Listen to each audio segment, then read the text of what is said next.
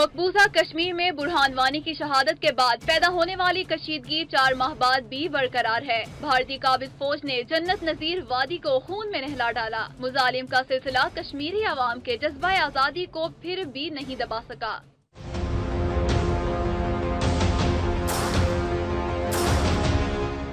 قابض فورسز نے بربریت کی تازہ کارروائی میں ضلع بارہمولہ میں گھر گھر تلاشی کے بہانے ایک اور نہتے کشمیری نوجوان کو شہید کر دیا، جس کے بعد 24 گھنٹوں میں ہونے والی شہادتوں کی تعداد 3 ہو گئی ہے۔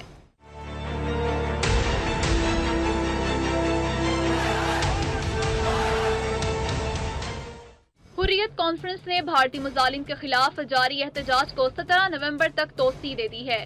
11 نومبر کو یوم استقلال منایا جائے گا۔ حریت رہنماؤں کی قیادت میں نماز جمعہ کے بعد سری نگر میں لال چوک تک آزادی مارچ نکالا جائے گا۔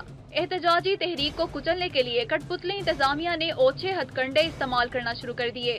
سری نگر میں قابض پولیس نے بیمار حریت رہنما یاسین ملک کو گرفتار، جبکہ میر وائز عمر فاروق کو گھر میں نظر بند کر دیا۔ یاسین ملک کو 4 ماہ کی غیر قانونی حراست کے بعد 29 اکتوبر کو ان کی تشویشناک صحت کے پیش نظر رہا کیا گیا تھا۔